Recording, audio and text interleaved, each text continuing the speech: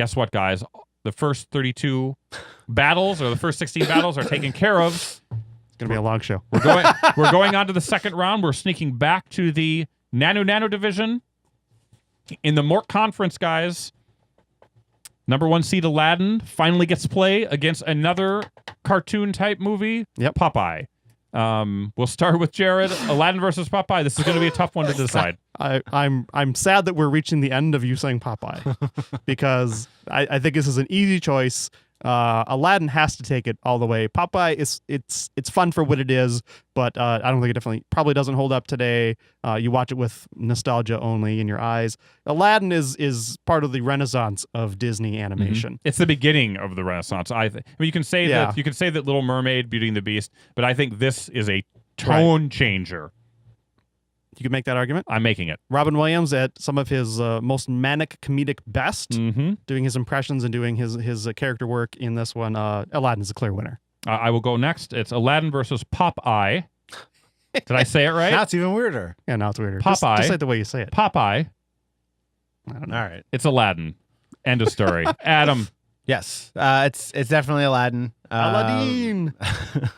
I would say that the renaissance that they had was somewhat short-lived. It was this, and then The Lion King, and then it was all Pixar after that. It all, like, the Pocahontas came out. Mulan, Pocahontas, Tarzan. None of those were the same level. They didn't have the same resonance. All right, Hercules. Forgot about Hercules, guys.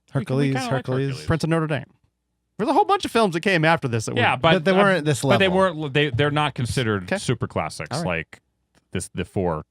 So Emperor's New Clothes. It's not a Disney podcast. We should probably move. Okay, next round. Interesting battle here. We've got the number 4 seed against the number 3 seed. Things are working out just how we like it. The Birdcage takes on Good Morning Vietnam. Adam. Both overrated. I don't know. Was the Birdcage overrated? Good Morning Vietnam has a much longer standing history. It's I assume more watchable than the Birdcage is now, and it has a stronger message. I guess you could argue that the Birdcage helped bring some homosexual normalcy and tolerance to the world. But like you said, how does that movie age? I can't imagine very well. So I'll pick Good Morning Vietnam. I'm picking Good Morning Vietnam just for the shiny green suit. You want salad with that, Jared? I do. It's unanimous. It's a Good Morning Vietnam salad. So the Nano division, the winner of that goes on to the final 4. It's Aladdin versus Good Morning Vietnam. Interesting. It goes on to the Elite 8. The Elite 8. Sorry. Or Grade 8. What is the 8? I don't know. Doesn't matter. No, we're already... we're in the Sweet 16 now. That is the... So we go down to 8. 1, and then we down 2, to 4. 4, and then down to 6, 8. We're in the Elite 8 right here. Let's move on to the Orson division. We've got a few great matchups here. Number 3 seed versus the 11th seed, guys. This is a tough one, I think. Dead Poets Society versus the Fisher King. Jared, you said it's tough. I think it's tough. Make your pick. I like both films quite a bit. Gosh. Gee, gosh, golly, guys. Which one do I pick? I think probably Dead Poets Society probably resonates more with me, and I remember it better, and I got to go with Dead Poets Society. Jared goes with Dead Poets Society. Adam, we'll go to you. When I was 9 years old, I saw Dead Poets Society. I should restate that. When I was 9 years old, I saw the first half of Dead Poets Society with my mom in the theater, and then the film broke. Uh-oh. It was the most bored I'd ever been seeing a movie. I mean, a 9-year-old should probably not be watching that movie. Your mom has very, very poor parenting skills. That's what we've learned from the Robin Williams Scope Madness bracket. So... because I've only finished one of these, I'm going to pick The Fisher King. Wow, I thought I actually had my bracket written down here. This is a lot of pressure because I was hoping that Adam would pick Dead Poets Society, so I would not have to pick. It's the end of the second half. Who's it going to be, Shane? Who's going to pull out the win? So we got Dead Poets Society versus The Fisher King. Let me tell you guys something. Yes. I liked the Dead Poets Society, but I felt that it was a bit emotionally manipulative. But that's what film is. I know, but I felt it was a little too much.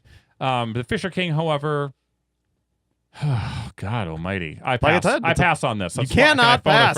You cannot pass. You must have a judgment. So I haven't seen both of these films since, probably the the movie He's stalling. movie came out or when it came out on video. Right. That's when I saw the Dead Poet Society.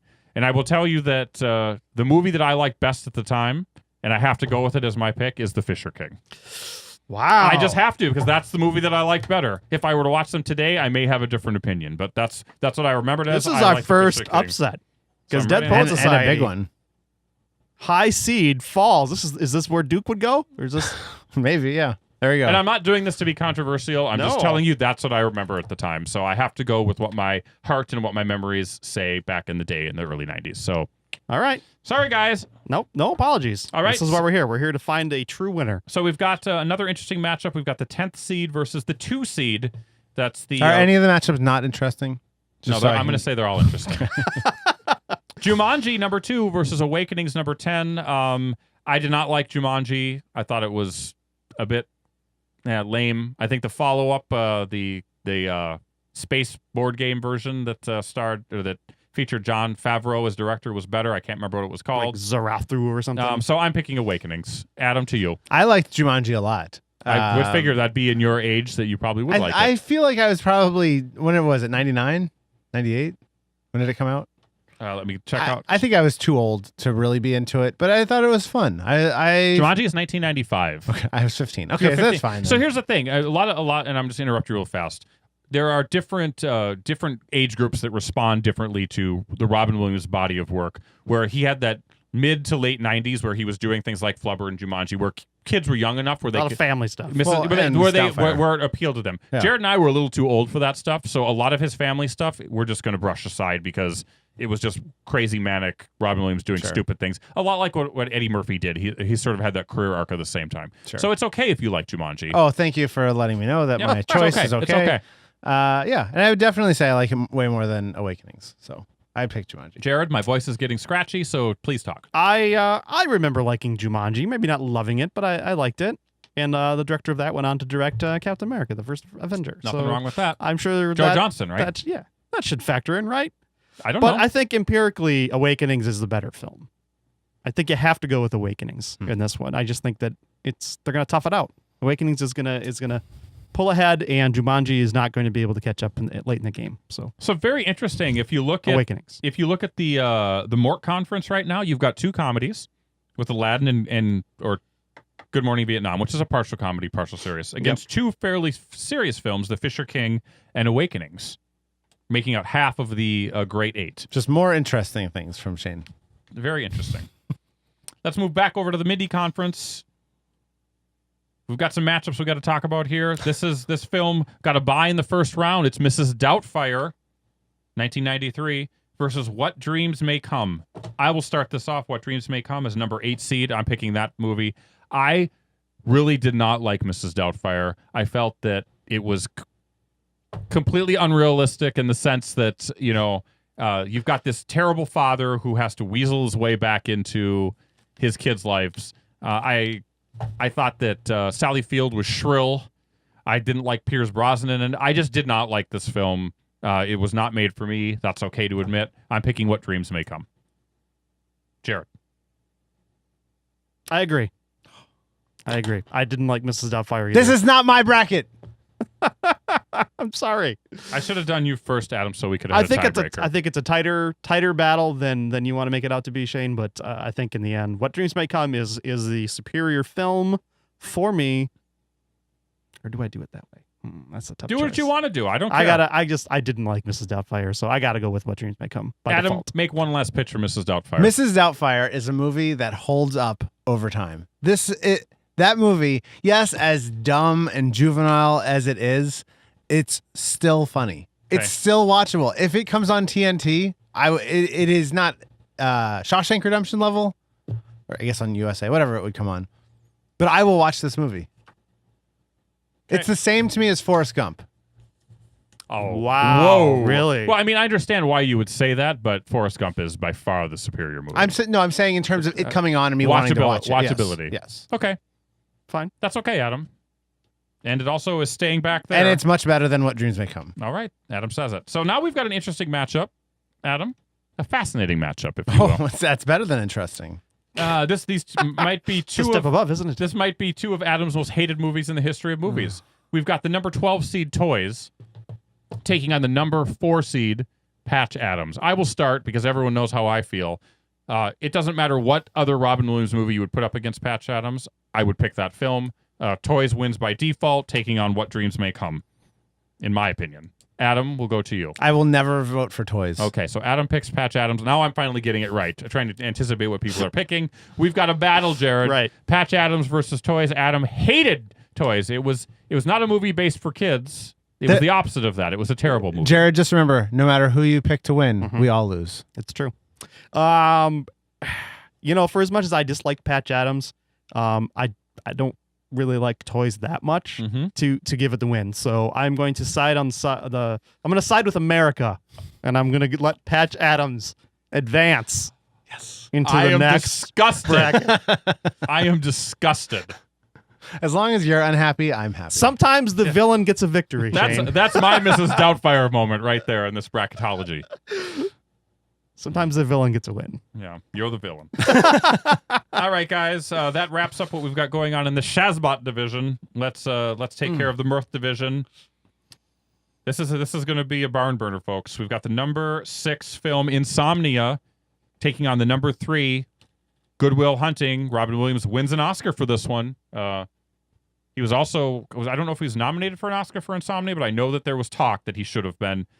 Jared, we'll start with you. Good Will Hunting is my pick on this one. I liked Insomnia, but I really liked Good Will Hunting. It has nothing to do with Robin Williams himself.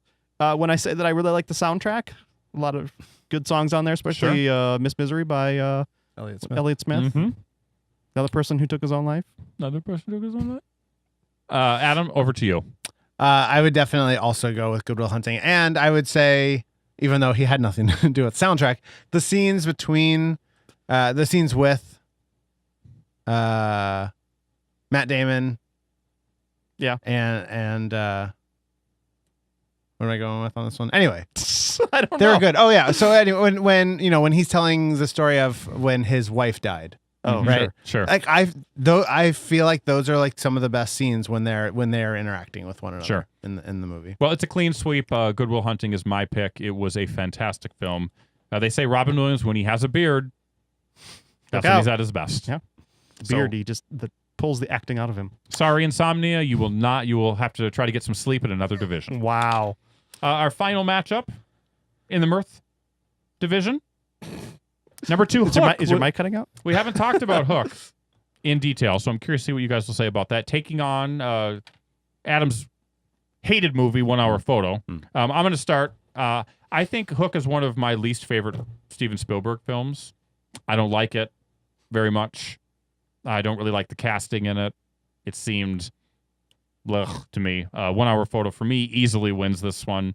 We'll pass over to Adam, which will pick Hook. Hook is a great movie. It's fantastic. It is everything about Hook. I don't even know how I can argue. I don't even know what you're talking about. I don't know who you are. I'm talking about 2 films. Hook and 1 Hour Photo. I can still revoke the invite. Wow. Impossible. Invite on the line. Impossible. Hook is incredibly fun. It starts with the downfall of Peter Pan and then the redemption of said same Mr. Pan. The redemption of said same Mr. Pan. I like that. So you're picking 1 Hour Photo? That's I don't even know. I'm He's flabbergasted. picking Hook, Jared. I'm You are the tiebreaker on this. I know. I don't know which way you're going to go, but I have a feeling 1 Hour Photos will be spending a few more hours back. Hey, stop trying to influence him. I disagree with you that you think that this is one of Spielberg's worst films. He's made worse films, but they were early in his career. Like Jaws. I remember liking Hook quite a bit and having a good time. I don't mind the casting. It was sort of, there was a lot of, people who were very popular at that time. Yep. Yep. And I remember enjoying it quite a bit. It's, I don't know. I like 1 Hour Photo, but it's definitely a smaller film. I got to give I got to go with America, and I got to give Hook the nod. That doesn't surprise me. I'm not that hurt by it. That's okay. All Were right. you upset when you saw this bracket because you did not form the second and third round matchups? I wasn't upset by anything, if you want to know the truth. Like in life, ever? No, I'm a pretty mellow fellow. That's nice. Some are going to win, some are going to lose. That's just the way it is. So let's go through the quarterfinal matchups in the Shazbot / Mirth division. What Dreams May Come takes on Patch Adams, and Goodwill Hunting takes on Hook. But let's sneak back over to the finals in the Nanu division. This is a big one, guys. This is a tough one. Ladies and gentlemen, we find ourselves once again at the end. I hope you've enjoyed our time together. I know I have. Fear not, Scope faithful. Days shall pass as if they were but a moment, and Jared, Adam, and Shane will return with another thrilling episode. Until then, send your comments to comments@thescopeshow.com or leave a voicemail message by dialing 612-21-SCOPE. That's 612-217-2673. Thanks for listening, faithful fans. This is Tony Partington saying adios. Tune in next time to another terrific edition of The Scope.